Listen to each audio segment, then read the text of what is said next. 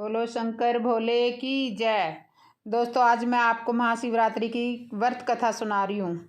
शिव पुराण के अनुसार एक समय में चित्रभानु नामक शिकारी शिकार करके अपने परिवार का पालन पोषण करता था।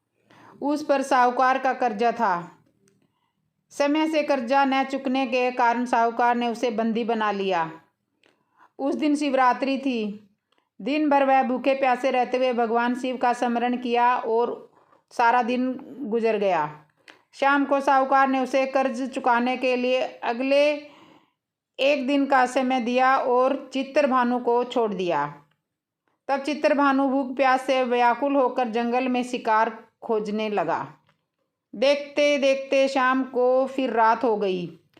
तब वह एक तालाब के पास बेल के पेड़ पर चढ़ गया और रात बिताने की प्रतीक्षा करने लगा। उस बेल के पेड़ के नीचे शिवलिंग था। चित्रभानु अनजाने में बेल पत्थर तोड़कर नीचे गिर रहा था तो शिवालय पर बेल पत्थर तोड़कर गिरा रहा था जो शिवालय पर गिर रहे थे। इस प्रकार संयोगवश वह दिन भर भूखा प्यासा रहा, जिससे उसका व्रत तो हो गया और शिवलिंग का बेल पत्थर गिरने से उसकी शिव आराधना भी हो गई। रात बीतने पर एक एक गर्भिणी हिरणी तालाब किनारे पानी पीने आई। तब वह धनुष बाण से उसका शिकार करने के लिए तैयार हो गया। उस हिरणी ने चित्रभानु को देख लिया। उसने शिकारी से कहा कि वह गर्भवती है, जल्द ही प्रसव करेगी। उसने शिकारी से कहा कि तुम एक साथ 2 जीव हत्या करोगे, जो ठीक नहीं है। हिरणी ने शिकारी को वचन दिया कि वह बच्चे को जन्म देकर आएगी, तब शिकार कर लेना। इस पर शिकारी ने उसे जाने दिया। इस दौरान प्रत्यक्षा चढ़ाने तथा ढीली करते हुए कुछ बेल पत्थर शिवलिंग पर गिरे। इससे प्रथम प्रहर की शिव पूजा हो गई। कुछ समय बाद एक और हिरणी वहां से जा रही थी। तब शिकारी खुश होकर उसके शिकार के लिए तैयार हो गया। तब हिरणी ने उससे निवेदन किया कि हे शिकारी, मैं थोड़ी देर पहले ऋतु से निर्वित हुई हूँ, कामातुर विरहिणी हूँ, अपने प्रिय की खोज में भटक रही हूँ। मैं अपने पति से मिलकर शीघ्र ही तुम्हारे पास आ जाऊंगी। तब शिकारी ने उसे जाने दिया। चित्रभानु शिकार न कर पाने से चिंतित था। रात्रि का आखिरी पहर बीत रहा था। इस बार भी कुछ बेल पत्थर टूटकर शिवलिंग पर गिरे, जिससे दूसरे पहर की भी पूजा हो गई। तभी एक दूसरी हिरणी बच्चों के साथ वहां से जा रही थी। तब चित्रभानु ने उसका शिकार करने का निर्णय कर लिया। तब हिरणी ने उससे कहा, हे शिकारी, मैं इन बच्चों को इनके पिता के हवाले करके लौट आऊंगी। इस समय मुझे मत मारो। इस पर शिकारी ने कहा कि वह मूर्ख नहीं है। इससे पहले उसने 2 शिकार छोड़ चुका है। उसका परिवार भूख प्यास से तड़फ रहा होगा। तब हिरणी ने कहा, मेरा विश्वास करो, मैं इन्हें इनके पिता के पास छोड़कर तुरंत लौटने की प्रतीक्षा करती हूँ।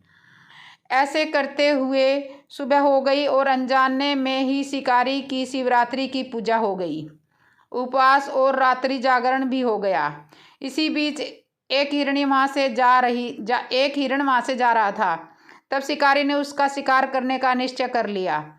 चित्रभानु को प्रत्यक्षा चढ़ाए देखकर उस हिरण ने निवेदन किया कि यदि तुमने मेरे से पहले 3 हिरणी और उसके बच्चों का शिकार कर लिया हो तो उसे भी मार दो, ताकि उनके वियोग में दुखी न होना पड़े। अगर उनको जीवन दान दिया है तो कुछ समय के लिए उसे भी जीवन दान दे दो। उनसे मिलकर वह दोबारा यहाँ आ जाएगा। हिरणी की बातें सुनकर शिकारी के मन में रात का पूरा घटनाक्रम सामने आ गया। उसने सारा घटनाक्रम हिरण को बताया। तब हिरण ने कहा कि वे तीनों हिरणी उनकी पत्नियां हैं। जिस प्रकार से वे तीनों प्रतिज्ञाबद्ध होकर गई है, उसकी मृत्यु से वे अपने कर्मों को कर्मों का पालन नहीं कर पाएगी।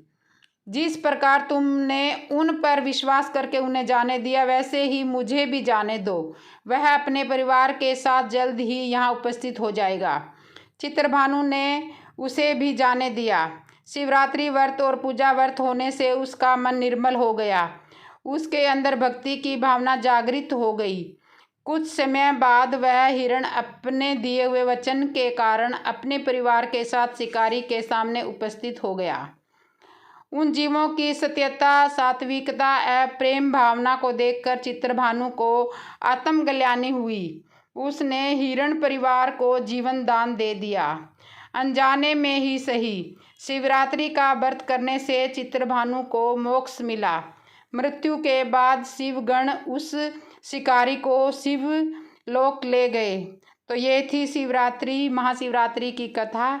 दोस्तों, कैसी लगी वीडियो? अगर पसंद आए तो कमेंट, लाइक, शेयर, कमेंट करना और चैनल को सब्सक्राइब कर लेना। बोलो हर हर महादेव।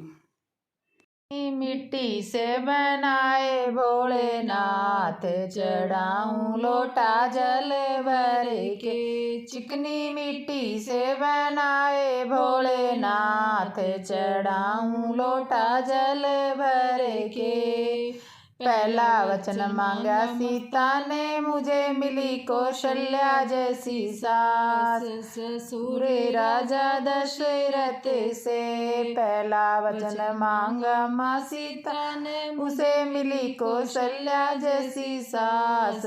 ससुर राजा दशरथ से चिकनी मिट्टी से बनाए भोलेनाथ, चढ़ाऊं लोटा जल भर के। चिकनी मिट्टी से बनाए भोलेनाथ, चढ़ाऊं लोटा जल भर के। दूसरा वचन मांगा माँ सीता ने, उसे मिले भोले जैसे जेठ जेठानी गोरा मैया सी। दूसरा वचन मांगा माँ सीता ने, उसे मिले भोले जैसे जेठ जेठानी गोरा मैया सी। चिकनी मिट्टी से बनाए भोलेनाथ, चढ़ाऊं लोटा जल भर के। चिकनी मिट्टी से बनाए भोलेनाथ, चढ़ाऊं लोटा जल भर के। तीसरा वचन मांगा माँ सीता ने, उसे मिले पति श्री राम, देवर लक्ष्मण जैसे मिले।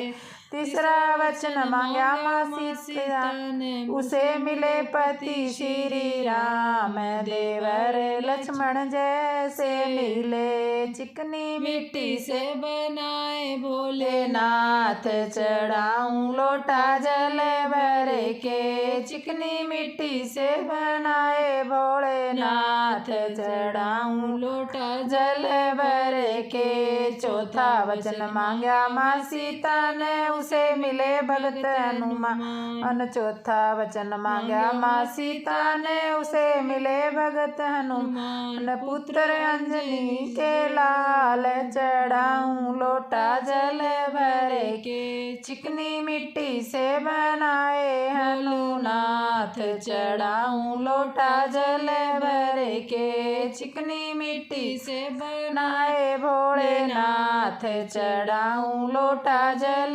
भर के। तो गाइज, आज की वीडियो यहीं तक। मेरे चैनल को सब्सक्राइब करना, लाइक करना, कमेंट करना। बोलो जय श्री शंकर भोले। कमेंट में लिखना जय श्री शंकर भोले।